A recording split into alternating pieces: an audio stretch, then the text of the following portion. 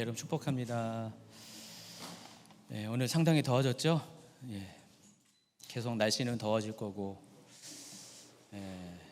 또 우리의 믿음도 뜨거워지길 바랍니다. 이열치열. 오늘 말씀은 마가복음 강의 12번째 시간이고요. 마가복음 14장 53절부터 15장 15절까지 다뤄드리도록 하겠습니다. 원래 한 주 이번 주에 끝내려고 했었는데 보니까 6월달 여유가 좀 있었고, 오늘 하다 보니까 또 내용이 다 해버리면은 꽤 길 것 같아서 적당한 수준으로 잘랐습니다. 여러분 이제 강의하는 지금 30페이지나 되죠? 근데 여기에 한 거의 40% 이상은 참고 자료예요. 그렇기 때문에 오늘 그거 다 하는 거 아니라 여러분 나중에 집에 가서 보시라고 참고 자료라서 강의한 자체는 많습니다. 근데 실제적으로 다루는 것은 한 16페이지 정도 될 거고요. 그리고 사진도 꽤 많아가지고요. 실제적으로 한 10페이지 정도, 텍스트로는 10페이지 정도. 텍스트 10페이지면은 보통 1시간 분량이거든요. 근데 또 1시간에 끝날는지는 가봐야 알죠. 저도 잘 모릅니다. 마가복음 14장 53절 한번 읽어볼까요? 그들이 예수를 끌고 대제사장에게로 가니 대제사장들과 장로들과 서기관들이 다 모이더라. 지난 시간에 예수님이 이제 겟세마네 동산에서 드디어 체포당하는 이야기를 다뤘습니다. 산헤드린 멤버들, 우리가 세 종류의 산헤드린 멤버들 얘기했죠. 너무 반복적으로 했기 때문에 여러분 이제 머릿속에 다 이제 입력이 됐을 거예요. 첫 번째 대제사장들, 이들은 사두개인을 대표하고요. 또 서기관들이라고 그러죠. 바리새인들을 대표하고요. 또 장로들, 유대 그 종파는 아니지만은 실제적으로 유대 그 지역들을 총괄하는 리더십들, 지역의 원로들을 말합니다. 이들로 구성된 게 산헤드린 공의회입니다. 이 산헤드린 공의회가 예수님을 잡으려고 무기로 무장된 일단의 무리들을 보냈고, 그들이 가룟 유다의 안내를 받아서 예수님을 잡았습니다. 그리고 이제 그들이 돌아옵니다. 근데 어디로 가냐? 대제사장 집으로 갔다라고 했습니다. 그리고 대제사장 집으로 이 산헤드린 멤버들이 속속히 모여들고 있었다라고 보고를 하고 있습니다. 지난 시간에 이렇게 가르쳐드린 것처럼 이 산헤드린 공의회는 당시 이스라엘의 최고 의결 기구였습니다. 원래 이제 이스라엘의 주권이 빼앗겼잖아요. 식민지 상태였습니다. 로마의 주권이 빼앗겼고요. 또 그 헤롯이라는 왕가가 또 그 유대 땅을 분할해서 다스렸습니다. 그리고 또 로마 정부는 그 유대인들에게 자치권을 줬어요. 그래서 종교적으로는 완전한 자치권을 줬고요. 정치적으로는 일정 부분의 부분적인 자치권을 줬습니다. 그래서 그 자치권을 가지고 이스라엘을 통치하는 사람들이 바로 산헤드린 공의회입니다. 어떤 한 사람이 정권을 가지고 하는 건 아니라 일종의 우리 국회처럼 그렇게 자치 의결 기구를 통해서 이스라엘을 일단 종교적으로는 100% 다스리고요. 정치적으로는 어느 정도까지 한계는 있지만은 다스리는 그런 자치기구가 있었습니다. 산헤드린 공의회는 아까 말씀드린 세 종류의 사람들로 구성되어 있어요. 이들 모두가 다 상당히 그 이스라엘사에서는 굉장히 중요한 인물들이죠. 이들 빼고는 다 서민일 겁니다. 그리고 그 산헤드린 공의회는 모두 72명으로 구성되어 있습니다. 제가 지난 강의에 보니까 71명으로 이렇게 소개했는데 정정합니다. 72명입니다. 71명에다가 의장인 대제사장 포함해가지고 72명입니다. 72명으로 구성되어 있고, 이 산헤드린 공의회의 전체 리더는 대제사장입니다. 그렇지만은 이 대제사장은 임명권을 누가 갖고 있냐면 로마 제국이 갖고 있었어요. 그래서 결과적으로 로마 제국의 권위 아래 산헤드린도 존재했다는 것을 알 수가 있습니다. 자, 대제사장에 대해서 좀 설명해 드리겠습니다. 대제사장은 당시 유대사에서 가장 최고의 권력을 가진 사람이었습니다.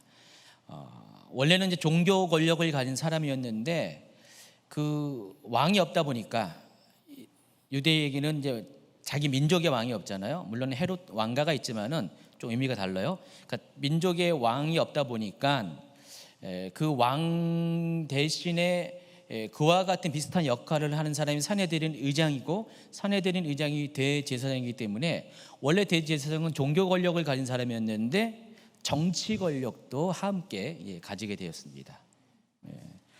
그래서 유대사에서 가장 막강한 권력자가 이때 당시에는 대제사장이었습니다.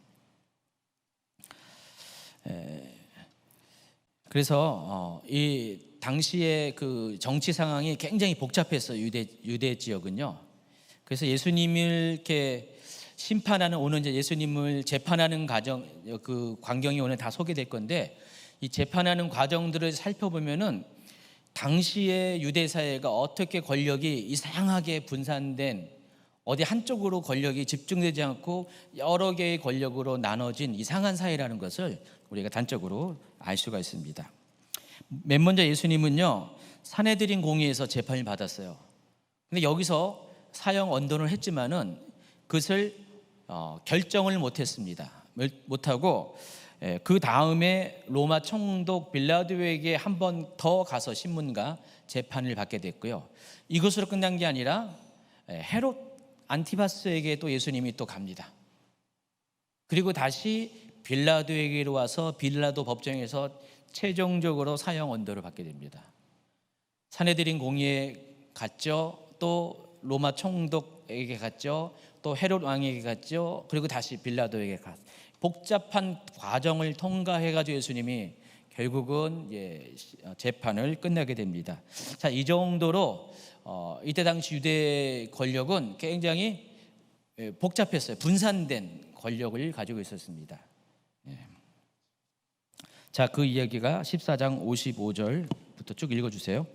대제사장들과 온 공회가 예수를 죽이려고 그를 칠 증거를 찾되 얻지 못하니, 이번엔 누가복음 23장입니다. 무리가 다 일어나 예수를 빌라도에게 끌고 가서 고발하여 이르되, 우리가 이 사람을 보매 우리 백성을 미혹하고 가이사에게 세금 바치는 것을 금하며 자칭 왕 그리스도라 하더이다 하니, 빌라도가 듣고 그가 갈릴 사람이냐 물어 헤롯의 관할에 속한 줄을 알고 헤롯에게 보내니, 그때 헤롯이 예루살렘에 있더라.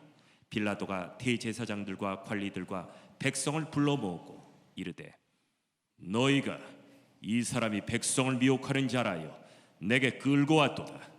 보라, 내가 너희 앞에서 신문하였으되 너희가 고발하는 일에 대하여 이 사람에게서 죄를 찾지 못하였고, 헤롯이 또한 그렇게 하여 그를 우리에게 도로 보내었도다. 보라, 그가 행한 일에는 죽일 일이 없느니라. 당시의 정치 상황이 이러다 보니까 대제사장에게 요구되는 덕목이 뭘 것 같아요? 단지 종교적인 리더십일까요? 그러니까 원래는 이제 대제사장이 종교적인 리더십만 가졌으면 되는데, 상황이 이러다 보니까 산헤드린을 대표하는 대제사장은 정치적인 리더십이 좀 필요했어요. 그래야지 뭐 헤롯이나 로마 정부로부터 유대 사회를 보호할 수 있기 때문에, 그래서 이때 당시의 대제사장은요, 종교인보다는 정치인이었습니다. 여러분이 알고 있는 대제사장의 그 거룩한 모습이 아니라, 하나님 앞에서의 그 모습이 아니라, 이때 당시에 대제사장은 정치인이었어요. 거의 3분의 2의 역할이 정치인의 역할을 했습니다. 그렇게 될 수밖에 없었던 상황이라는 것을 아시기 바랍니다. 또 한 가지, 유대사에서는요, 원래 한 명의 대제사장만 존재했죠. 원래 대제사장은 종신직이었어요. 죽으면은 다른 사람이 대제사장이 됩니다. 보통 그 세습으로 이루어졌습니다. 아버지가 대제사장이었으면은 아들 떼에서 누군가가, 아버지가 죽으면은 대제사장 역할을 이렇게 이어받습니다. 이게 원래 이제 이스라엘의 전통이에요. 그런데 이 복음서에는요, 복수 형태의 대제사장들이라는 표현이 자주 등장합니다. 여러분 궁금하지 않았어요? 이상하다. 왜 이때 당시에는 대제사장들이라고, 대제사장이 왜 여러 명이 있었지? 궁금하지 않았어요? 전혀 궁금하지 않았던 것 같아요. 예, 당연히 궁금했어야 돼요. 이상하다라고 퀘스천을 가져왔어야 정상이라는 것입니다. 이상하죠? 이상합니다. 제가 얘기하니까 이상하죠. 말씀드린 것처럼 당시 사회에서 대제사장의 역할이 단지 종교적인 리더십뿐만 아니라 정치적인 리더십을 갖고 있었기 때문에 현직에서 물러났어도 여전히 대제사장으로서의 그런 권력을 일정 정도 가지고 있었어요. 그래서 첫 번째는 대제사장이 종신직이기 때문에 물러났어도 대제사장은 대제사장이라는 거예요.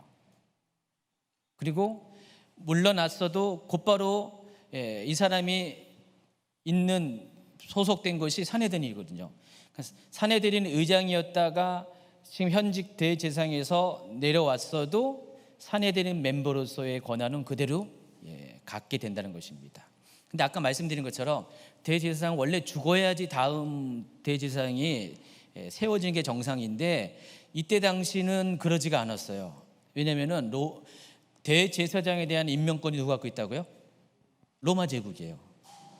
그래서 유대인들끼리라면 당연히 한 명의 대제사장이 죽으면은 후임으로 죽은 다음에 선출하는 것이 정상인데 그 임명권을 로마 제국이 갖다 보니까 로마 제국이 원하는 사람이 대제사장이 될 수밖에 없어요. 그러니까 올해 이제 대제사장을 시켰어요. 저기 이제 김승희 이사님이 대제사장 시켰어요. 마음에 안 들다. 그러면 총독에 의해서 해임당할 수가 있어요. 그래서 조옥선 일사님이 될 수가 있습니다. 뭐 이러다 보니까 이 사람들은 안 죽고 계속 살아있는데 어떤 시대에는요 계속해서 1년에 한 번씩 2년에 한 번씩 대제사장이 바뀌어버려요. 그들이 죽지 않는 한 어떻게 해요? 그들은 계속 대제사장이라는 호칭을 가질 수밖에 없어요. 우리 교단에 보면 요즘 교단 보면은 총회장이 있잖아요. 교단 총회장. 그러면은 증경이라는 단어가 붙어가지고 증경 총회장이 붙어요. 그럼 교단마다요 증경 총회장 엄청 많습니다. 매년 1년씩 바뀌니까 증경 총회장이 살아계신 분이 수십 명이 될 수밖에 없어요. 다 그분들 뭐라고 불러요? 그냥 총회장, 옛날 총회장이었으니까 증경 총회장이라고 불러요. 한 번 총회장은 영원한 총회장이 아니지만은 지금 사회도 그런데 옛날에는 대제사장 직분이 원래 종신직이었기 때문에 중간에 간도도 계속해서 대제사장으로 불렸고 그들은 현직에 못지않은 어느 정도의 그런 권력을 가지고 있었어요. 그래서 현직 대제사장의 경우 자기 선배 전임 대제사장들을 무시할 수가 없었어요. 그래서 그들과 함께 중요한 문제는 아주 중대한 문제는 자기 선배들이죠. 그들과 함께 의논을 합니다. 특별히 다 사두개파이기 때문에 지금 이 유대 사회가 여러 가지 종파가 서로 견제하면서 균형을 이룬 사회이기 때문에 어차피 자기 종파가 힘을 얻으려면은 자기 직전 전임 그 대제사장들과 협력을 할 수밖에 없습니다. 힘의 협력을 가질 수밖에 없기 때문에 그래서 복음서에 보면은 대제사장들의 모임이 계속해서 소개되는 거예요.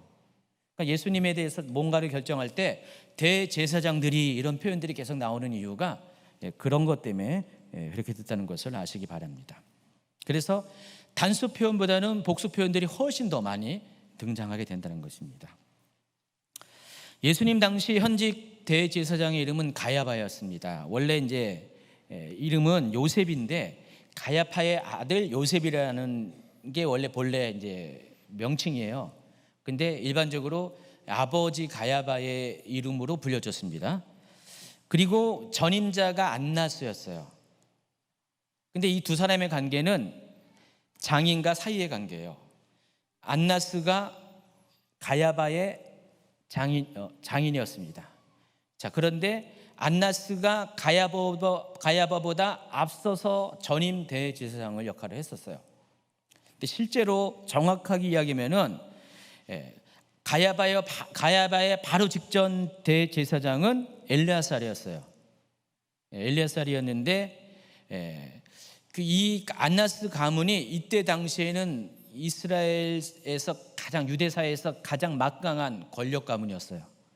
그러니까 안나스부터 시작해가지고 안나스 본인부터 시작해서 아들 5명 그리고 사위까지 7명의 가족 구성원이 전부 다 대제사장을 했습니다.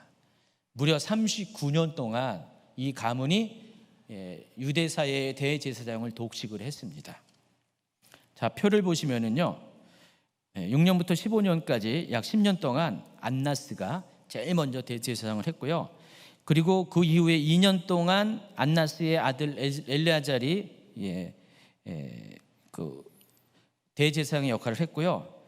그리고 사위인 이 가야바가 18년부터 36년 동안 무려 19년 동안을 대제사장을 했습니다.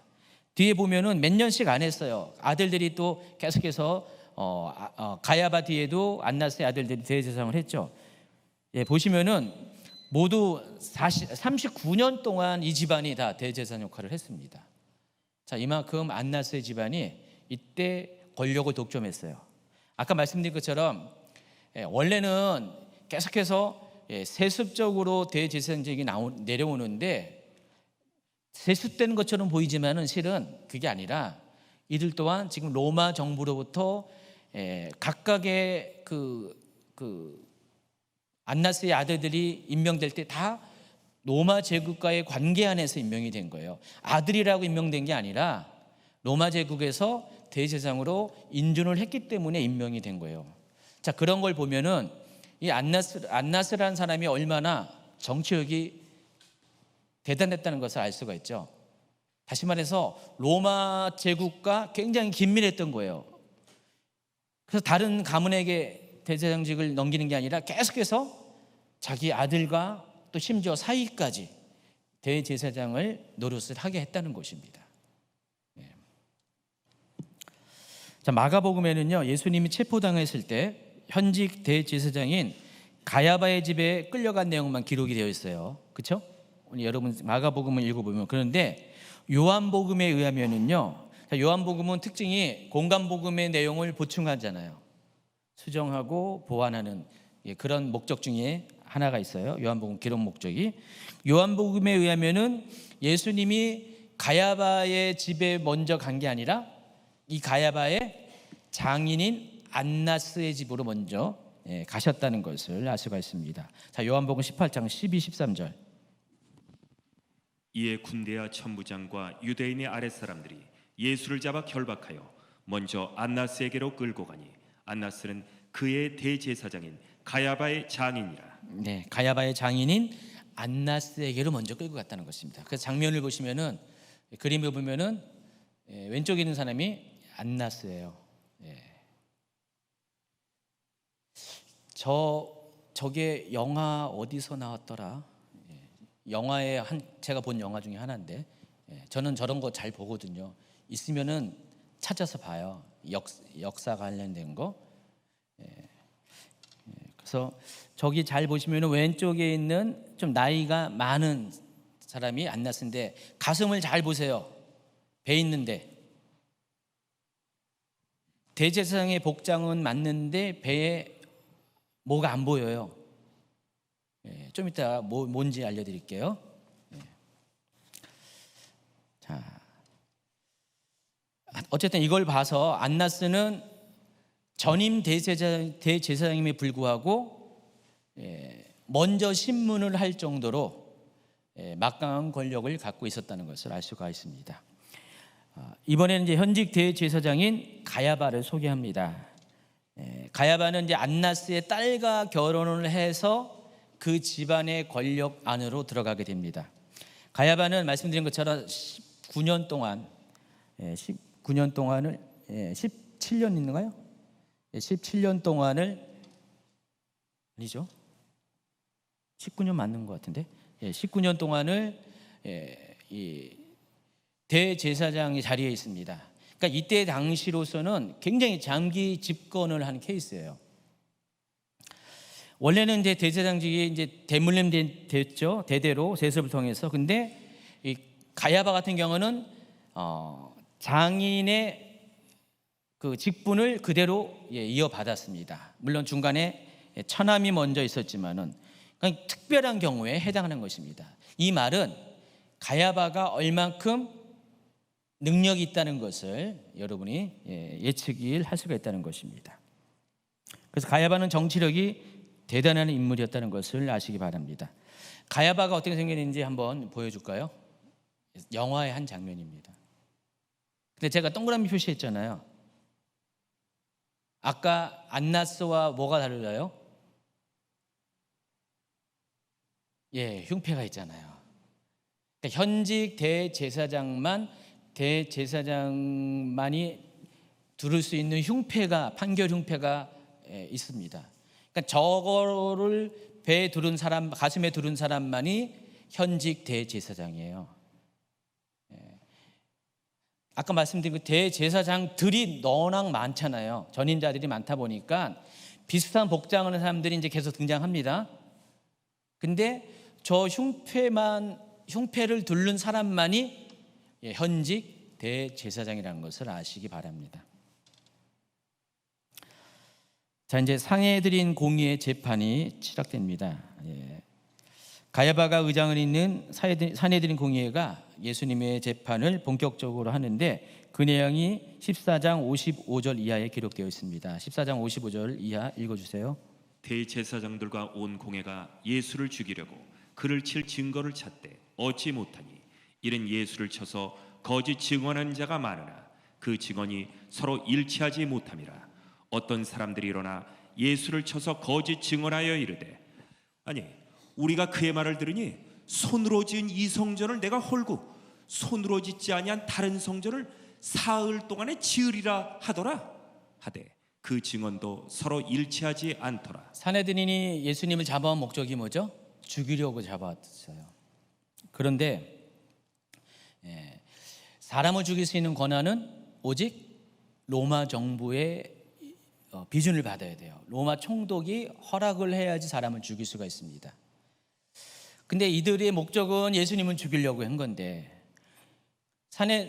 로마 정부로부터 허락을 받으려면은 로마 정부가 예수님을 사형에 처할 만한 사람이라고 인정할 수 있는 제목이 있어야 돼요.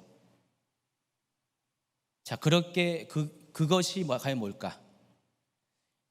지금 이 산헤드린의 문제는 예수님의 문제를 일으킨 게 예수님에 대한 제목이 종교적인 제목이었어요. 그런데 예수님을 죽이려면은 정치적인 제목을 만들어 가야 된다는 것이죠. 지금 현실은 예수님이 잘못은 잘못인데 그들 입장에서 종교적인 잘못을 저질렀어요. 그들의 기준에 보면은. 근데 예수님은 정치적으로 문제가 없어요. 근데 예수님을 죽이려면 정치적인 제목을 갖다 넣어야 돼요. 그래서 이것을 만들어 갈라 했더니 여러 가지 방법을 썼는데 이게 안 되는 거예요. 앞뒤가 안 맞는 거예요. 증인과 증거 이런 것들이 안 맞아요. 왜냐하면 처음부터 진실이 아닌 거짓 증거를 가지고 거짓 증인을 가지고 예수님을 고발을 하려고 하니까 이것이 안 됐어요. 그래서 어쩔 수 없이 이 문제 때문에 계속 노력을 했지만은 해결이 안 되니까 드디어 이제 가야바가 등장을 합니다. 그러니까 밑에 사람들에게 다 산헤드린 사람들에게 맡겨놨어요. 한번 그들이 다 한번 이런저런 증인도 거짓 증인도 세우고 거짓 증거도 막 만들어가지고 예수님을 막 이렇게 고소하려고 했는데 이렇게 보면 이게 안 맞고 저렇게 보면 저게 안 맞는 거예요. 왜냐하면 여기서 끝나는 게 아니라 빌라도에게 가서 빌라도에게 납득을 시켜야 되잖아요. 그래서 그것이 안 되는 상황에서 가야바가 직접 나서서 이제는 예수님을 신문합니다. 자, 먼저 이제 가야바가 예수님을 어떻게 신문하는지 14장 60절부터 읽어주세요. 대제사장이 가운데 일어서서 예수에게 물어 이르되 너는 아무 대답도 없느냐? 이 사람들이 너를 치는 증거가 어떠하냐? 하되 침묵하고 아무 대답도 아니하시거늘 가야바의 이제 신문하는 장면을 또 이게 가야바입니다. 근데 여기 이제 패션 오브 크라이스트 나오는 영화 장면이고요. 이게 약간 고증이 잘못됐어요. 가야바가 이렇게 늙어서는 안 돼요. 왜 그런지 아시죠? 여기 장인 안나스가 있잖아요. 안나스가 2회 전에 그 대제사장이었었어요. 그러면 장인보다 훨씬 젊을 거 아니에요. 한 세대 젊으니까. 지금 이 장면을 보면은 굉장히 늙었어요. 그래서 아까 보여준 10번 그림에 있는 이 사람 나이가 정확하게 맞을 것 같아요. 별거 다 따지냐고요? 글쎄 말이에요. 저도 별거 다 따지는데 아마 가야바의 나이가 저 정도였을 거예요. 원래는 이제 대제사장이 나이가 일반적으로 많다고 생각하는데 이때 당시에 상황에서 대제사장에게 요구하는 덕목이 뭐라고 했어요? 정치력이었기 때문에 그렇게 늙을 필요가 없는 거죠. 그래서 아마도 한 40대, 50대 그 정도의 나이에 가야바가 대제사장일 가능성이 훨씬 더 높다고 봅니다. 다시 이제 15번 그림 보면은 여기는 이제 대제사장이 이렇게 나와 있는데 가야바 이렇게 나와 있는데 다른 영화예요. 저 나이가 아닐 가능성이 많다는 것입니다. 가야바가 이제 두 번째 질문을 합니다. 14장 61절 후반부. 대제사장이 다시 물어 이르되 네가 찬송받으리 아들 그리스도냐? 찬송받을 이는 하나님을 가리키고 하나님의 아들 그리스도냐라고 묻습니다. 그러니까 지금 가야바는 유도성 질문을 예수님께 하고 있어요. 자, 그런데 의외로 예수님은 그동안 자신이 그리스도인 것을 숨겼잖아요. 제자들에게도 숨기라고 했는데 지금 이 장면에서 보면요, 예수님께서 직접 자기가 그리스도인 것을 고백을 하십니다. 심지어는요 62절에 이런 이야기를 하십니다. 예수께서 이르시되 내가 그니라 인자가 권능자의 우편에 앉은 것과 하늘 구름을 타고 오는 것을 너희가 보리라. 예수님이 과거와 달리 더 적극적으로 그리스도심을 나타내신다는 것입니다. 근데 그렇게 하신 이유가 있어요. 그렇게 하셔야지만 죽기 때문에. 예수님은 지금 그리스도로 오셨고 그리스도의 사역을 했지만은 결국은 그리스도로 죽었어야 되는 거예요. 하나님의 시간표 안에서 이제 죽음에 가까운 시간이 왔어요. 근데 전에는 스스로 자신이 그리스도임을 숨기셨는데 이제는 그리스도로 죽어야 하기 때문에 더 적극적으로 자신이 그리스도인 것을 밝히려 하신다는 것입니다. 가야바가 이제 예수님께서 이렇게 반응하니까 14장 63, 64절. 대제사장이 자기 옷을 찢으며 이르되 이런 우리가 어찌 더 증인을 요구하리요? 그 신성 모독하는 말을 너희가 들었도다. 너희는 어떻게 생각하느냐? 하니 그들이 다 예수를 사형에 해당하는 자로 정죄하고. 자, 옷을 찢는 장면을 이제 보여주면 옷을 막 찢잖아요. 원래 옷은 왜 찢죠? 회개하고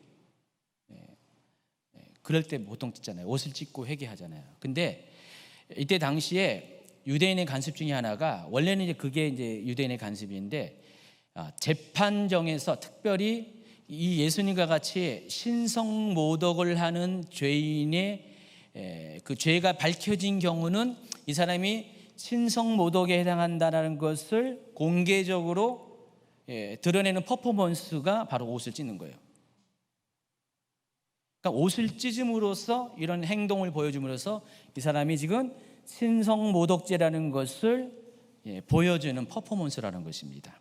그런 의미에서 지금 옷을 찢었다는 것입니다.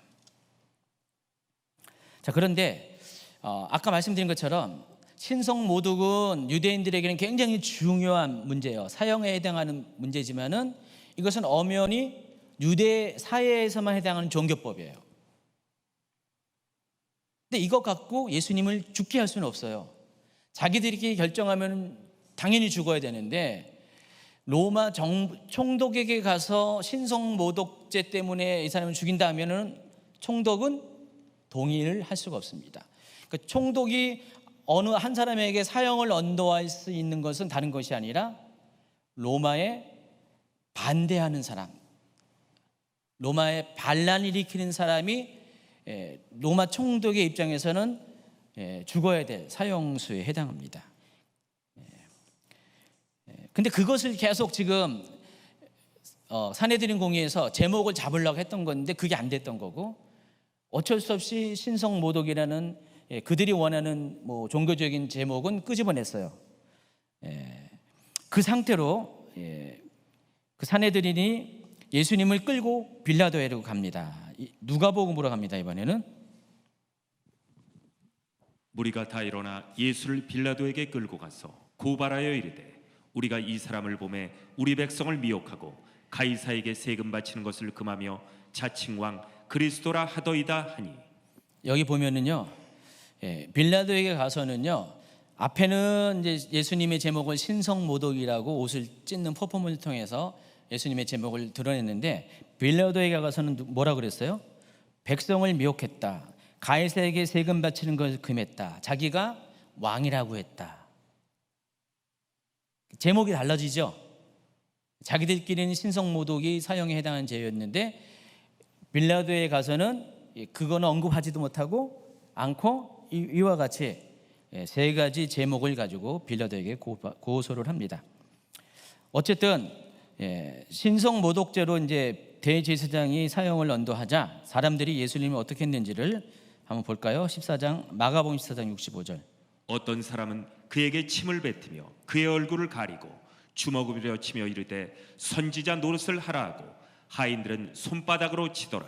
이 장면이 이제 이 장면입니다. 예수님을 얼굴을 가리고요, 주먹으로 막 때리고요, 침을 뱉고 하인들은 손바닥으로 막 칩니다. 어디를 쳤을 것 같아요? 상상에 맡기지만은 이들 입장에서는 예수님이 굉장히 신성모독에 해당하기 때문에 증오의 인물이기 때문에 아마 뺨을 때릴 수도 있을 것이고 손바닥으로 쳤다는 그 의미가 굉장히 지금 예수님을 혐오하는 행동으로 예수님을 지금 이렇게 취급하고 있습니다. 자, 그런데 이 산헤드린 공의의 재판이 과연 합법적이었냐? 그렇지 않았습니다. 여러 면에서 산헤드린 공의의 재판 자체는 불법이었어요. 첫 번째가 이들의 법에 의하면은 야간에는 중대인 같은 경우 중요한 재판 같은 경우는요, 야간에는 재판이 열려서는 안 돼요. 낮에 열려야 되고요. 그것도 사람이 많은 광장이나 아니면 산헤드린 공의의 회장에서 많은 중인들이 보는 앞에서 재판이 열렸어야 돼요. 밤에 열려서는 안 된다는 것입니다. 그리고 예수님과 같이 이런 중요한 사형이 언도할 만한 중요한 재판은 이틀 동안 재판을 열라는 미시나 규정까지 있어요. 근데 이들은 그것도 어겼고요. 예수님에게는 변호인이 전혀 허용되지 않았고요.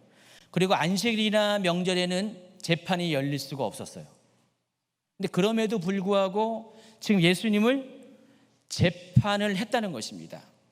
그럼 예수님이 만약에 이런 것을 다 아시기 때문에 예수님이 이 자신을 재판하는 것을 불법이라고 이렇게 항의를 하면은 이 재판에 대해서 충분히 불복할 수가 있어요. 근데 예수님은요, 저항하지 않습니다. 그리고 하나님 또한 그렇게 길을 열지도 않으세요. 왜 그럴까요? 바로 하나님의 시간표가 지금 예수님이 죽으셔야 하기 때문에 그래요. 아까 제가 지난 강의에서 말씀드린 것처럼 명절 때 예수님을 지지하는 갈릴리에서 온 사람들이 예루살렘에 있기 때문에 산헤드린 공의회가 명절 때에는 예수를 잡지 말자라고 합의를 했다고 그랬어요. 그렇죠? 곤란하니까 예수를 잡았다가 밀란이 일어나면은 곤란하니까 명절을 피해서 그들이 다 고향으로 돌아간 다음에 예수를 추fu하자라고 했었는데 지금 상황은 어떻게 돼요? 원하든 원치 않든 간에 예수님이 체포될 수밖에 없는 상황으로 돼버렸어요. 생각지도 않은 유다가 와가지고 유다가 예수님을 팔았잖아요. 팔면서 그 시기가 굉장히 빨리 앞당겨졌습니다. 그리고 예수님을 이렇게 이렇게 재판대까지 서게 했어요. 근데 이거는 원래 이들이 원하는 그 그림이 아니었다는 것입니다. 근데 원래는 또 법에 의하면은, 그들의 법에 의하면은 이틀 동안 낮 시간에 이루어져야 되는데 지금 밤 늦은 시간부터 새벽까지 밤새도록 갑자기 번갯불에 콩고 먹듯이 예수님에 대한 재판이 그냥 신속하게 진행됐다는 것입니다. 근데 그날이 무슨 날이라고 했어요? 유월절 시작하는 날. 그러니까 지금 급한 게 누군 것 같아요? 누가 급한 것 같아요? 여러분 생각하게 보세요. 지금 하나님이 급한 거예요. 지금 이들은 지금 예수님을 죽일 생각은 별로 없어요. 지금 이때 죽으면 안 돼. 굉장히 아주 복잡해져요. 물론 낮에 체포하지 않은 이유는 아까 말씀한 것처럼 사람들이 보면 안 되니까 밤에 체포했습니다. 그러니까 예수님을 지금 체포하는 게 이들에게는 별로 이렇게 좋은 선택이 아니었는데 지금 하나님께서 지금 예수님으로 잡히게 하시는 거예요. 그리고 신속하게 재판을 받게 하는 이 모든 것들이 전부 다 하나님이 인도해 가셨다는 것을 여러분이 아시기 바랍니다. 자, 한편 예수님께서 산헤드린 법정에서 신문을 받는 그 시간, 베드로는 어떤 일을 하고 있었을까? 54절을 먼저 읽어보면요, 베드로가 예수를 멀찍이 따라 대제사장 집 뜰 안까지 들어가서 아랫사람들과 함께 앉아 불을 쬐더라. 그리고 나서 66절로 넘어가면은 베드로가 있는 아랫뜰에 대제사장의 여종 하나가 찾아옵니다. 그림에 보시면은 저분입니다. 저 여자분. 저 여자분이 불을 쬐고 있는 베드로를 주목합니다. 저기 손가락을 이렇게 내민 거 있잖아요. 주목한 게 지금 집중해서 이제 보는 겁니다. 지금 약간 컴컴한 저 여인이 지금 베드로를 주목합니다. 주목하면서 이렇게 말합니다. 14장 67절. 베드로가 불 쬐고 있는 것을 보고 주목하여 이르되 너도 나사렛 예수와 함께 있었도다. 하고는 베드로가 부인하여 이르되 나를 네가 말하는 것이 무엇인지 알지도 못하고 깨닫지도 못하겠노라 하며 앞들로 나갈세. 자, 이 같은 일이 두 번 더 발생합니다. 69절. 여종이 그를 보고 곁에 서 있는 자들에게 다시 이르되 이 사람이 그 도당이라 하되 또 부인하더라. 조금 후에 곁에 서 있는 사람들이 다시 베드로에게 말하되 아니 너도 갈릴리 사람이니 참으로 그 도당이니라. 그러나 베드로가 저주하여 맹세 나는 너희가 말하는 이 사람을 알지 못하노라 하니.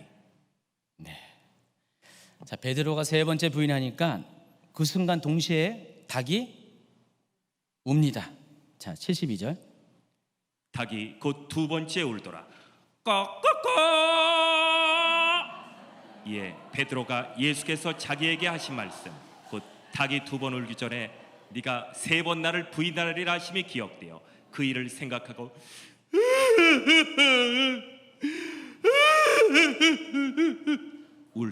울었더라. 자, 그림에 보면은 자, 예수님이 세 번 울 것을 예고하셨는데 베드로가 그 생각을 하니까 저렇게 여러분 같은 어때요? 통곡을 안 할 수가 없죠. 무릎 꿇고 통곡을 합니다. 베드로 같은 경우는 어떤 사람이었어요? 맹세하면은 베드로가 원래 배씨가 맹세를 잘하나 봐요. 맹세를 하면은 배씨예요. 근데 베드로는 그 맹세 때문에 번번이 실수를 하게 됩니다. 주는 그리스도의 살아계신 하나님의 아들입니다 라고 하면서 대단한 고백을 했지만 곧바로 예수님이 십자가 지시는 것을 들었을 때 예수님을 뜯어 말리는 그런 실수를 저질렀고요. 자기는 절대로 다른 사람이 다 예수님을 버려도 자기는 절대로 예수님을 버리지 않겠다고 했지만은 베드로는 닭이 두 번 울기 전에 세 번이나 부인을 했습니다. 그래서 결국 맹세를 지키지 못한 베드로는 자기의 행동에 대해서 낙심했어요. 그래서 슬픔 빠졌어요. 저렇게 무릎 꿇고 울었습니다. 자, 그런데 제가 지난 시간에 얘기했지만 베드로가 한 가지 잘한 게 뭐가 있다고 했죠? 가룟 유다 비교해서 가룟 유다는 후회만 했죠. 근데 베드로는 회개를 했다는 것입니다. 하나님이 우리에게 요구하는 것은 후회가 아니라 회개입니다. 아무리 늦어도 후회는 아무런 의미가 없어요. 근데 회개를 하면은 회개라는 의미가 다시 돌이키는 거기 때문에 우리의 삶이 다시 이전 것으로 돌아갈 수 있는 회복의 기회가 생깁니다. 후회는 그냥 돌이킬 수 없는 아쉬움만, 탄식만 하는 겁니다. 그래서 이 베드로는 결국 회개를 했고요. 다시 하나님 앞에 나아갔고 결국은 예수님이 가신 그 길을 자기도 따라갈 수 있는, 당당히 걸어갈 수 있는 믿음의 선택을 했습니다. 자, 이번에 이제 빌라도에게로 예수님이 신문당하는 장면으로 넘어갑니다. 200페이지 넘어갑니다. 시간이 이제 새벽에 이렇습니다. 지금 예수님이 밤새도록 재판을 당하신 거예요. 신문을 당한 거예요. 새벽에 이르니까 15장 1절 읽어볼까요? 새벽에 대제사장들이 즉시 장로들과 서기관들 곧 온 공회와 더불어 의논하고 예수를 결박하여 끌고 가서 빌라도에게 넘겨주니 37번 그림에 보면은 이 빌라도의 관정입니다. 계속해서 빌라도의 관정에 이거 패션 오브 크리스트 거기 장면입니다. 계속 보여주세요. 지금 예수님이 저런 모습으로 빌라도의 관정 앞에 끌려왔습니다. 잘 보시면은 예수님이 사슬에 매어졌고요. 얼굴에 이미 좀 맞은 흔적이 나죠. 언제 맞았어요? 아까 신성모독이라고 대제사장이 옷을 찢을 때 사람들이 보자기를 뒤집어 쓰고 막 때렸잖아요. 그런 상태에서 예수님을 끌고 왔습니다. 자, 빌라도에게 넘겨오는 시간이 새벽이에요. 여러분이 빌라도라면 어떨까요? 새벽에 아침 대바람부터 그런 표현이 있잖아요. 아침 대바람부터 잠을 자고 있는데 사람들이 횃불을 들고 웅성웅성하면서 막 큰 소리로 빌라도가 있는 곳으로 막 옵니다. 빌라도의 부관이 아마 유대인들이, 대제사장들이, 산헤드린 회원들이 군중들과 함께 어떤 죄인 하나를 끌고 옵니다. 할 때 빌라도가 어땠을까요? 이건 또 뭐야? 하면서 자다 말고 아마 옷을 입고 아마 나왔을 거예요. 그러니까 이런 일은 있어서도 안 되고 한 번도 있지 못한 상황일 거예요. 그러니까 빌라도도 굉장히 황당한 상황 가운데 지금 불러 나오게 됐습니다. 요한복음 18장 29절. 그러므로 빌라도가 밖으로 나가서 그들에게 말하되 너희가 무슨 일로 이 사람을 고발하느냐? 대답하여 이르되 이 사람이 행악자가 아니었더라면 우리가 당신에게 넘기지 아니하였겠나이다. 빌라도가 이르되 너희가 그를 데려다가 너희 법대로 재판하라. 유대인들이 이르되 우리에게는 사람을 죽이는 권한이 없나이다. 근데 지금 빌라도 같은 경우는 이런 상황 가운데 처음부터 예수님의 재판에 대해서 받을 생각이 전혀 없었어요. 그래서 너희 법대로 재판하라 하고 돌려보냈습니다. 근데 유대인들이 우리에게는 사람을 죽이는 권한이 없다. 아까 설명한 것처럼 사형권에 대해서는 그들이 권한이 없기 때문에 그걸 이야기합니다. 이 말은 이 사람은 지금 사형에 처해질 만한 죄를 지은 사람이다라는 이야기를 하고 있습니다. 자, 빌라도에 대해서 좀만 소개를 하면은요. 빌라도는 당시에 6번째 총독이었어요. 당시에 황제가 누구라고 했어요? 티베리우스예요. 예수님 당시엔 티베리우스예요. 그러니까 예수님이 태어나실 때는 아우구스투스가 로마 일대 황제였고요. 예수님이 죽으실 때는 그의 양아들로서 두 번째 황제인 티베리우스가 로마를 다스리는 황제였습니다. 이 티베리우스에게 총독으로 임명을 받아서 26년부터 36년 기간 동안에 유대와 사마리아와 그리고 이드메까지 다스리는 총독의 임명을 받았습니다.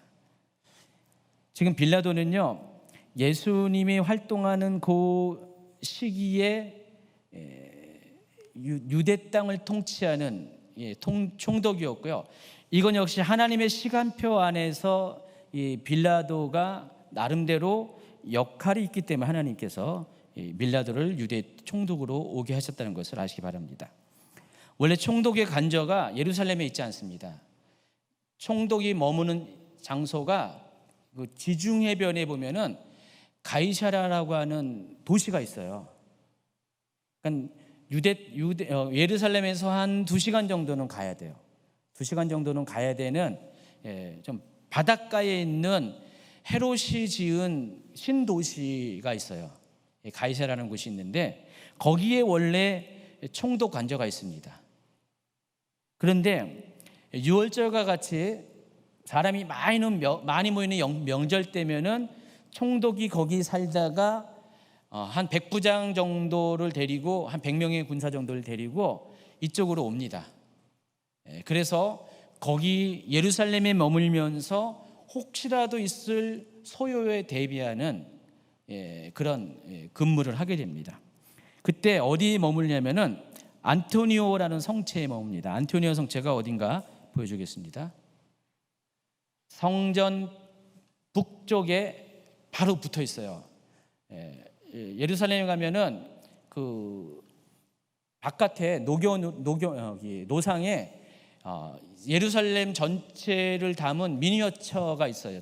미니어처 건물들이 있습니다. 한번 그걸 보여주면은 이게 지금 미니어처 건물이에요. 박물관인가 유대 어디 박물관에 가면은 저런 것들이 옛날에 예루살렘 성을 그대로 이렇게 만들어 놓은 조그맣게 만들어 놓은 그 미니어처 건물들이 있는데 거기 보면은 이게 성전이죠. 성전에 벽과 바로 붙어가지고 망대 4개가 있는 건물이 있죠. 저기가 안토니아 성체예요. 이때 당시 로마 군대가 저기에 주둔했습니다.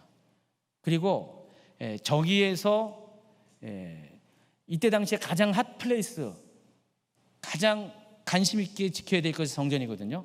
성전에서 모든 일이 일어나니까. 그래서 로마 군대가 저 탑 위에서 성전을 내려다봤어요. 뭔 일이 일어나는가? 성전에서 혹시 이들이 반란을 일으키는 거 아닌가? 뭐 이런 것들을 감시하고자 바로 성전 벽에 붙어가지고 요새를 지었어요. 저기 안토니오 요새입니다. 빌라도가 지금 저기에 있었어요. 저기에서 잠을 자고 있다가 지금 예수님이 끌려왔습니다. 자, 이제부터 이제 예수님을 넘겨받은 빌라도의 신문이 시작됩니다. 202페이지 넘어갑니다. 빌라도는 예수님에게 묻습니다. 15장 2절. 빌라도가 묻되 네가 유대인의 왕이냐? 예수께서 대답하여 이르시되 네 말이 옳도다 하시매. 여기서는 굉장히 짧게 마가복음에서는 그냥 내가 유대인 왕이냐? 내 말이 옳도다. 이 정도로 끝내는데요. 요한복음에 보면은 더 구체적으로 빌라도와 예수님과의 대화가 등장합니다. 18장 요한복음 18장 33절부터 이에 빌라도가 다시 관정에 들어가 예수를 불러 이르되 네가 유대인의 왕이냐? 예수께서 대답하시되 이는 네가 스스로 하는 말이냐? 다른 사람들이 나에 대하여 너에게 한 말이냐? 빌라도가 대답하되 내가 유대인이냐?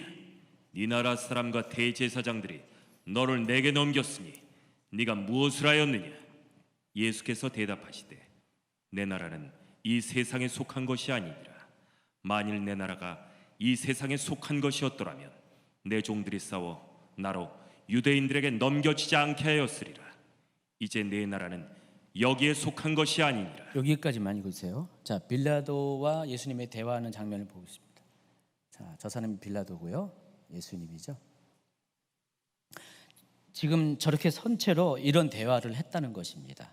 근데 잘 보시면 알겠지만은 예수님에게 내가 유대인의 왕이냐라고 했을 때 예수님은 내가 유대인의 왕이다라고 긍정적인 대답을 합니다. 근데 예수님은 왕은 왕이되 이 세상의 왕이 아니라 또 다른 세상의 왕이라는 것을 이야기합니다. 솔직히 이 대화 자체가 빌라도에게는 이해하기가 어려운 대화일 겁니다.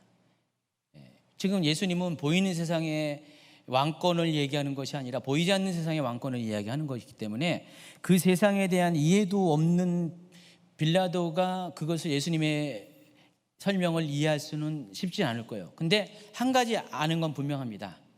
지금 이 유대인들이 지금 고소했던 바로 그런 제목에 걸릴 만한 그런 죄를 저질렀다는 것은 저지르지 않았다는 것은 빌라도도 알았다는 것입니다. 그래서 빌라도는 이제 계속 대화를 하면서 37절과 38절에 보면은 진리에 대해서 또 묻고 막 그렇습니다. 다시 이제 마가복음으로 가면은 빌라도가 놀랍게 여겼다라는 표현이 나와요. 15장 5절에 보면요. 근데 여기서 놀랍게 여기다는 이 단어가 마가복음 5장 20절에도 사용합니다. 한번 이거 읽어볼까요? 그가 가서 예수께서 자기에게 어떻게 큰일 행하셨는지를 데가볼리에 전파하니 모든 사람이 놀랍게 여기더라. 여기서도 놀랍게 여기더라라는 동일한 단어를 사용했는데 이 헬라어 단어가 뜻이 어떤 거냐면은 그냥 놀란 게 아니라 이 데가볼리 사람들이 예수님의 신성을 보고 놀랐을 때 이렇게 표현한 거예요. 그러니까 일반적인 놀람이 아니라 경탄할 만한 아주 센세이션하게 한 정도로 아주 그냥 범상치 않은 일을 했을 때의 놀람을 이렇게 표현했어요. 그러니까 이들이 예수님에게 놀란 것은 예수님이 행하신 신성을 보고 놀랐어요. 근데 그 같은 단어가 지금 여기서도 사용했습니다. 이 말은 지금 빌라도가 예수님과 쭉 대화를 하다 보니까 예수님이 보통의 사람이 아니라는 것을 알았다는 것입니다. 그리고 예수님에게서 마치 하나님의 존재가 이 이방인인 빌라도도 그걸 경험한 거예요. 느낀 거예요. 느끼면서 예수님 안에 있는 신성을 보고 경탄으로 반응하면서 놀랐다는 것입니다. 그래서 빌라도는 신문을 중단합니다. 요한복음 18장 38절.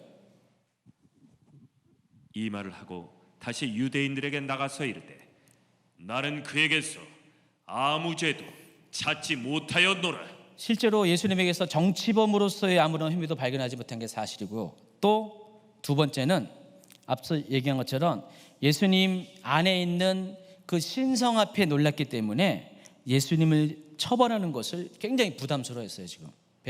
지금 빌라도의 내면이 지금 예수님을 접하면 접할수록 왠지 부담스러운 존재였어요. 자기가 상대하기엔 굉장히 부담스럽고, 더군다나 그런 예수에게 자기가 뭐 사형을 언도한다? 이거는 정말 너무 심각하게 부담스러운 그런 상황이었다는 것입니다. 그래서 빌라도는요, 6월절이 되면은 죄인 한 명을 특별 참여해주는 전례를 이용해서 예수님을 풀어줄 것을 제안을 합니다. 자, 그런데 그 이야기 하기 전에 누가복음에서는요, 다른 복음서에서는 빼먹은 한 이야기를 추가합니다. 그게 뭐냐면은 예수님께서 헤롯의 신문을 받는 장면이 추가가 됩니다. 그래서 누가복음의 기록을 보면은 빌라도가 얼만큼 예수님에 대해서 판결하는 것을 부담스러워했는지를 충분히 이해할 수가 있습니다. 누가복음 23장 4절부터. 빌라도가 대제사장들과 무리에게 이르되 내가 보니 이 사람에게 죄가 없도다 하니 무리가 더 강하게 말하되 그가 온 유대에서 가르치고 갈릴리에서부터 시작하여 여기까지 와서 백성을 소동하게 하나이다. 빌라도가 듣고 그가 갈릴리 사람이냐 물어 헤롯의 관할에 속한 줄을 알고 헤롯에게 보내니 그때 헤롯이 예루살렘에 있더라. 그러니까 빌라도가 예수님의 고향이 누군지 알았어요. 거기가 갈릴리였어요. 근데 갈릴리는 당시에 헤롯 안티파스의 관할 구역이었습니다. 근데 마침 헤롯 안티파스가 예루살렘에 잠시 와 있었어요. 놀러 왔는지 잠시 와 있었습니다. 와 있었는데 아마 6월절이라서 와 있는지는 몰라요. 와 있었는데 헤롯이 있다는 것을 알고 있는데 마침 예수님이 갈릴리 출신이라는 것을 알고 자기가 재판하지 않고 그 헤롯의 관할에 살고 있는 사람이기 때문에 그 지역의 왕이니까 헤롯에게 보내버린 것입니다. 여러분, 헤롯의 머문 장소가 어디냐면은 68번 슬라이드를 보여주세요. 요 맨 밑에 보면 헤롯 궁전이라고 있죠. 헤롯 궁전. 67번 슬라이드로 보여주세요. 헤롯 궁전이 왼쪽 서편 쪽에, 동편 쪽에, 저희가 서편이죠. 서편 쪽에 있죠. 그리고 성전이 있고 성전 위쪽에 안토니오 요새가 있었잖아요. 그래서 지금 헤롯은 헤롯 궁전에 머물고 있었고요. 헤롯 안티파스가. 그리고 빌라도는 안토니오 요새에 있었어요. 그래서 지금 빌라도는 헤롯에게 예수님을 보냅니다. 지금 헤롯 있는 곳으로 보냅니다. 그래서 자기가 재판을 하는 것, 결정을 하는 것을 피하고자 헤롯에게 보냅니다. 이 정도로 빌라도는 지금 예수님을 재판하는 것에 대해서 굉장히 불편했다는 사실을 아시기 바랍니다. 마태복음에 보면은요, 또 이런 장면이 있어요. 마태복음에 보면은 그 빌라도의 아내가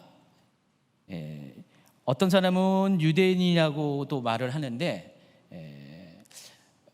확실하게 유대인인지는 모르겠지만 일단은 로마 사람은 아니고 이방 유대와 가까운 한 이방 사람 출신인 것 같아요. 그 아내가 꿈을 꿉니다. 그날 꿈을 꿨는데 밤새도록 예수님 꿈을 꾼 거예요. 그래서 아무래도 저 사람은 죄인이 아니라 남편한테 상관하지 말 것을 계속 간청하는 장면이 나옵니다. 마태복음 27장 19절. 총독이 재판석에 앉았을 때 그의 아내가 사람을 보내어 이르되 저 옳은 사람에게 아무 상관도 하지 마옵소서. 오늘 꿈에 내가 그 사람으로 인해 애를 많이 태웠나이다 하더라.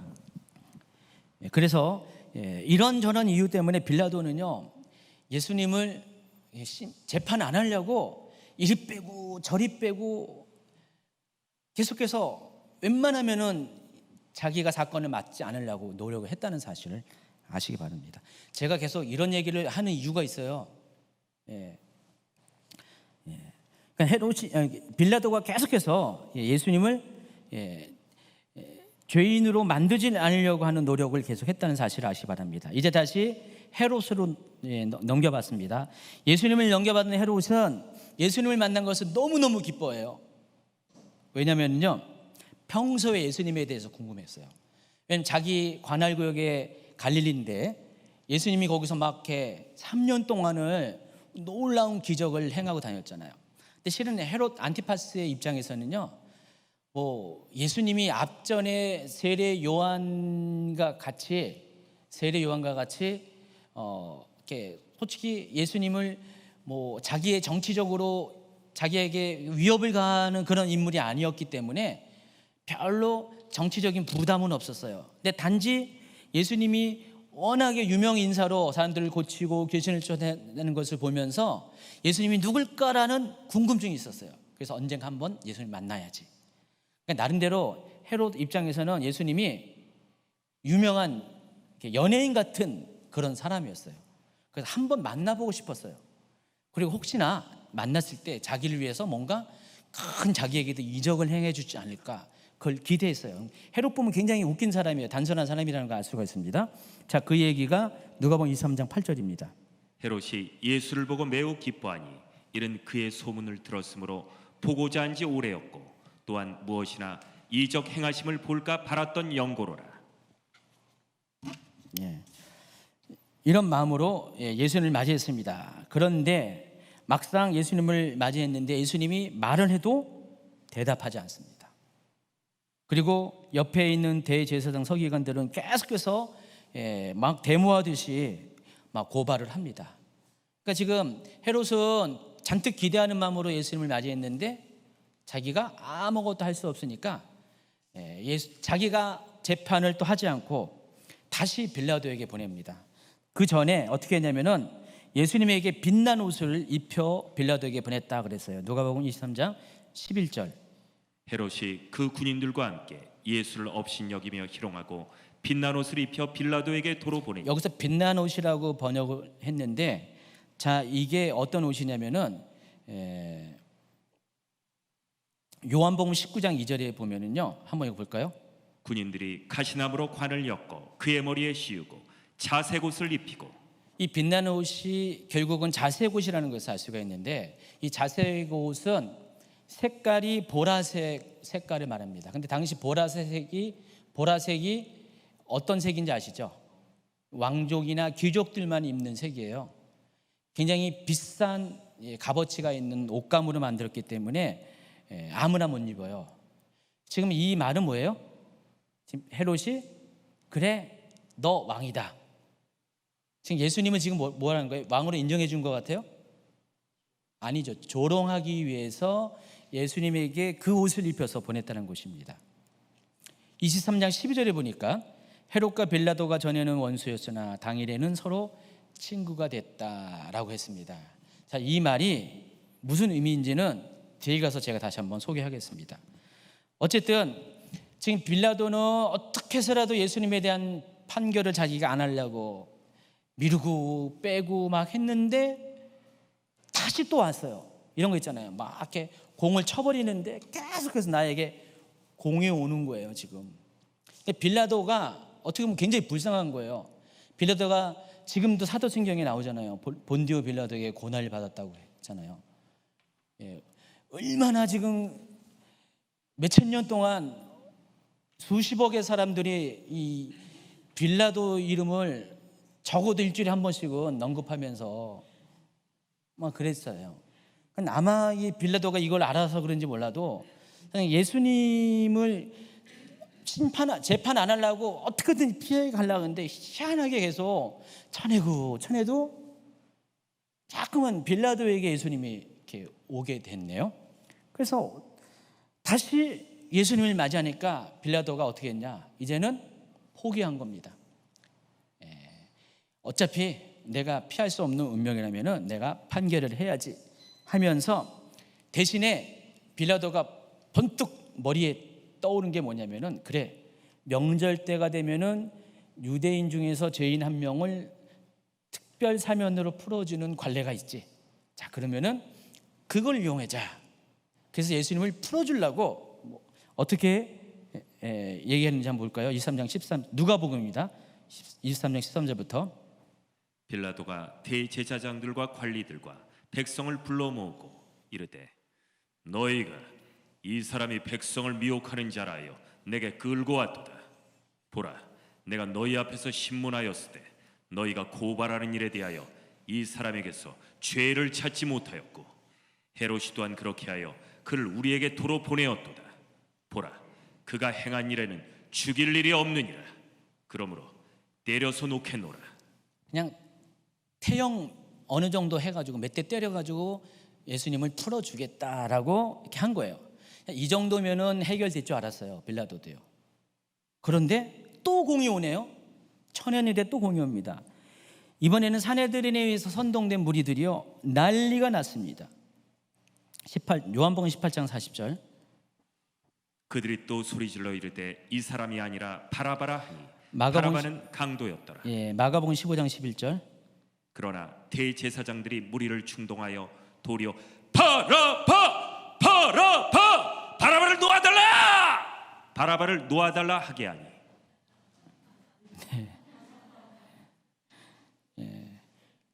전혀 생각지도 못한 바라바가 등장합니다. 여러분 이제 15장 17절을 보면은요 바라바에 대해서 이렇게 얘기하고 있어요. 밀란을 꾸미고 그 밀란 중에 살인하고 체포된 자 중에 바라바라 하는 자가 있는지라. 요한복음에서는 강도라고 했지만은 마가복음에서는 바라바가 누구예요? 혁명군이었어요. 혁명군. 독립군이었습니다. 열심당에 속한 사람이었어요. 그러니까 이 사람은 지금 뭐예요?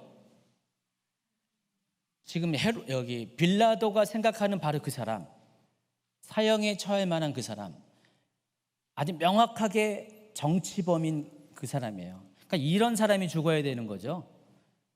그런데 지금 군중들은 어떻게 해요? 로마법에 의하면 명백하게 죽어야 될 그 사람은 풀어주고요,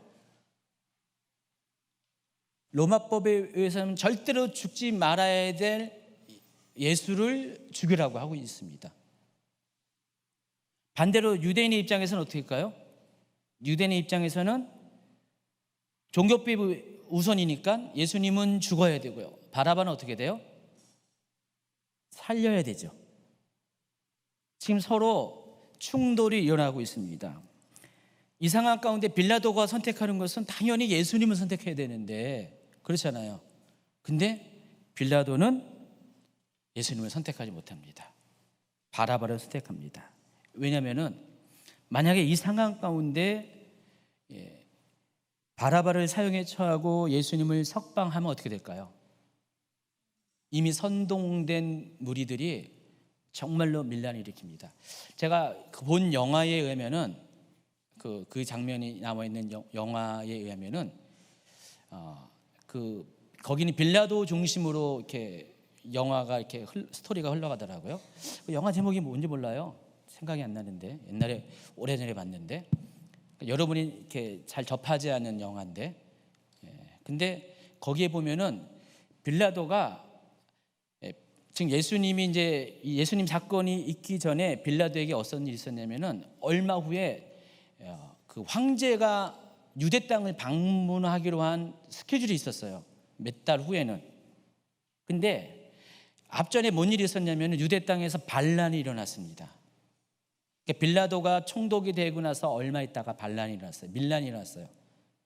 지금 총독들이 가장 예민한 게 뭐냐면은 이 점령지에서 정복지에서 반란이 일으킬 때 그게 소위 말하는 총독 고가 점수에 굉장히 악영향을 끼치는 그런 사건이에요. 그러니까 총독들은 반란이 일어나지 않도록 미리 선제 조치를 취하는 게 아주 지혜롭고 현명하고 인정받는 총독이었습니다. 근데 이미 앞전에 반란이 한 번 일어났어요. 실제로 역사적으로도 빌라도 총독 통치 초기에 반란이 한 번 일어났습니다. 지금 빌라도가 굉장히 예민해 있었어요. 지금 6월절 같은 경우는 사람들이 많이 모이는 시기이기 때문에 밀란이 일어날 가능성이 참 많았고요.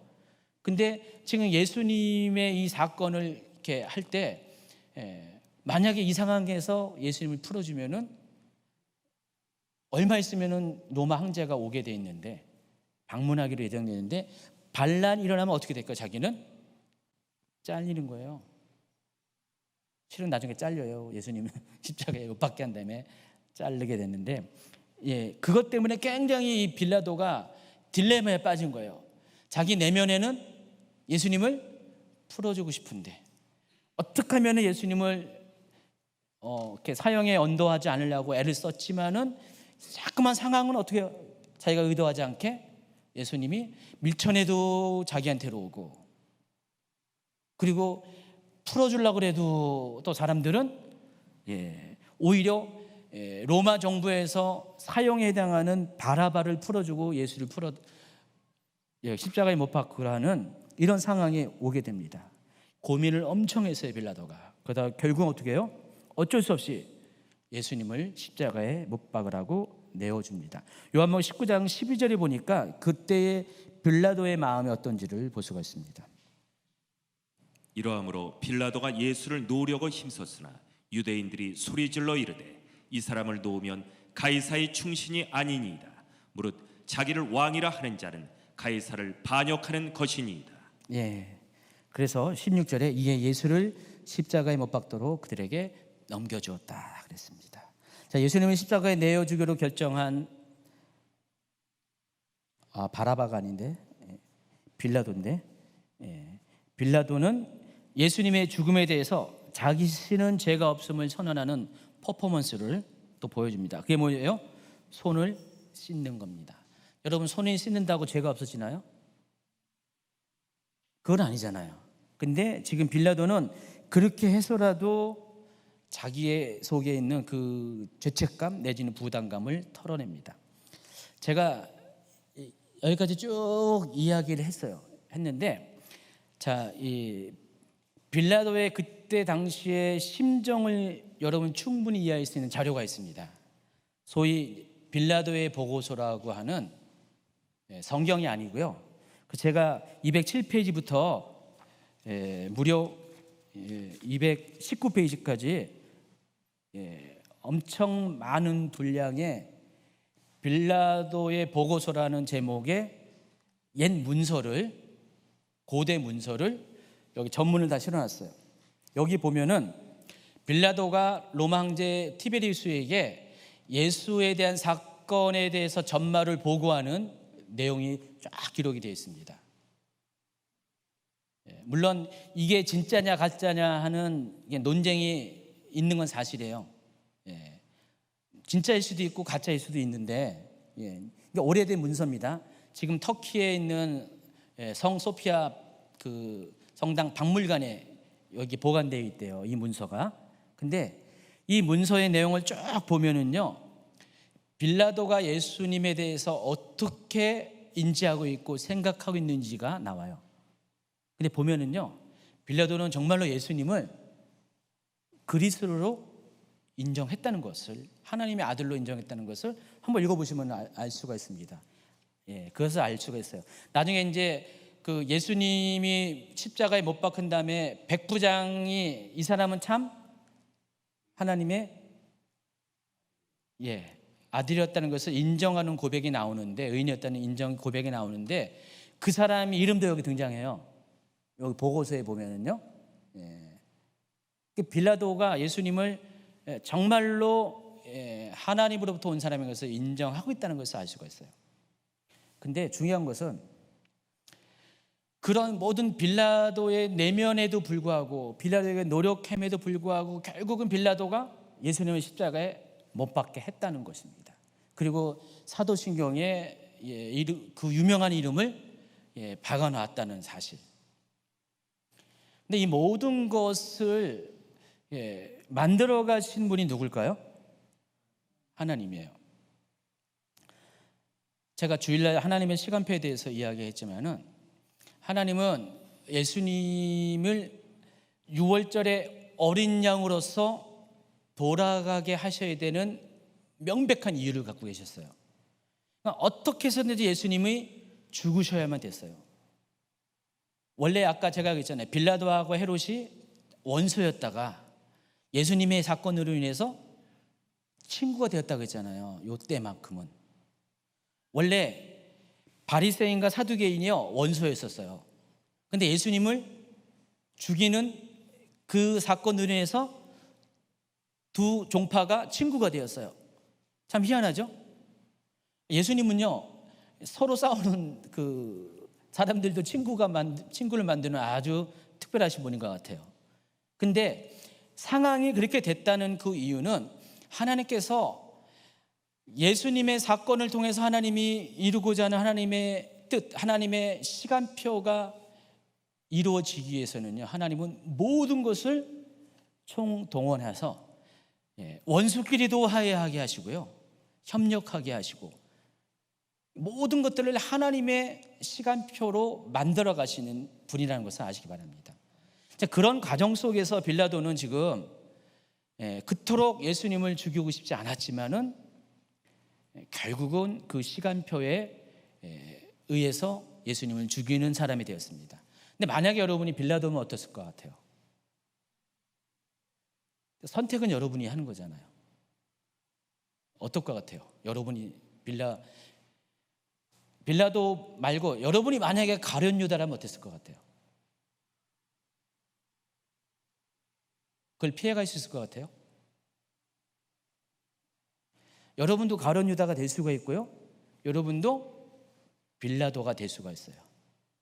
근데요, 이들은 예수님을 죽이는 정말 이렇게 후회스럽고 정말 자기 자신을 저주할 만한 그런 행동을 했어요.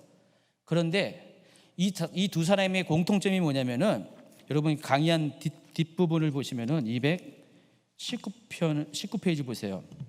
역사가 요세비에스에 의하면 본디오 빌라도는 이 비극의 순간을 잊을 수 없었으며 그로부터 수년 후에 유배를 당하여 고심하다가 자살했다라고 했어요. 앞에 가룟 유다도 자살했죠. 빌라도도 자살을 했어요. 이게 역사 기록에 나와 있어요. 유세비우스라는 역사가가 이제 기록한 내용에 빌라도의 후의 이야기가 나옵니다. 거기에 보면은 빌라도도 자살을 했어요. 그러니까 지금 가룟 유다도 그렇고 빌라도도 그렇고 동시에 예수님의 죽음에 관련돼서 어떻게 해요? 죄책감을 느꼈고요. 왜냐하면 이 두 사람 모두가 단순한 인간 예수를 죽인 게 아니라 하나님의 아들을 죽였다는 명백한 그 자기 죄책감이 그 속에 있었어요. 그래서 고민하다가 자살을 했다는 것입니다. 근데 만약에 이 사람들이 자살이 아니라 회개를 하면 어땠을까요? 회개하면 어땠을까요? 하나님은 예수님을 판 가룟 유다도 분명히 용서하셨을 거고요. 예수님을 죽이라고 내어준 빌라도도 용서하셨을 것입니다. 옛날에도 제가 잠깐 영화 얘기하는데 바라바와 관련된 영화가 또 있었어요. 근데 바라바가 예수님 대신에 풀려났잖아요. 근데 그 후에 바라바가 어떻게 됐을까요? 네? 한번 풀려났으니까 마음껏 이제 내 세상이라고. 그 패션 오브 프레스트에서 이 바라바는 좀 이렇게 좀 수준 떨어지고 뭐 이렇게 개팍스러운 그런 것으로 묘사됐는데, 근데 실은 이 바라바가 만약에 이 마가복음대로 정말 혁명군이었다면은 바라바는 그런 모습으로 묘사돼서는 안 될 것 같아요. 근데 중요한 것은 그 바라바와 관련된 영화를 제가 또 보면은 바라바가 결국 바뀌었어요. 바뀌어가지고 자기를 살리고 죽은 그 예수에 대해서 처음에는 그렇게 그다지 생각 안 하고 있다가 나중에 점점 깊이 생각하다 결국은 예수님을 영접했고 복음을 전하는 사람으로 바뀌었다는 게 이제 그 바라바에 관련된 영화의 스토리입니다. 여러분 구레네 시몬이라고 아시죠? 예수님이 십자가 길에서 갑자기 붙들려 가지고 예수님과 함께 십자가를 진 사람.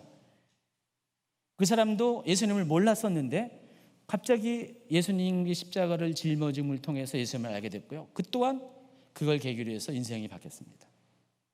그러니까 제가 말씀드리고자 하는 것은 아무리 가룟 유다 같은 사람일지라도 아무리 빌라도와 같은 사람일지라도 설사 예수님을 팔고 예수님을 죽도록 사형을 언도한 사람이다 할지라도요, 중요한 것은 이들이 정말로 다시 회개하고 하나님께로 돌아오게 된다면은 하나님 어떻게 돼요?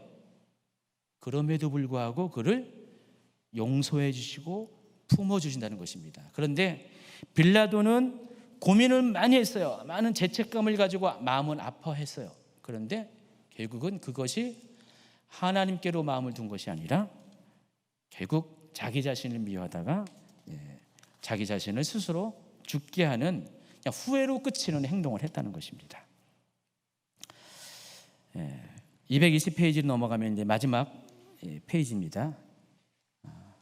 지금까지 설명한 예수님께서 잡히시던 밤부터 새벽까지의 예수님의 동선에 대해서 정리를 다시 한번 해드립니다.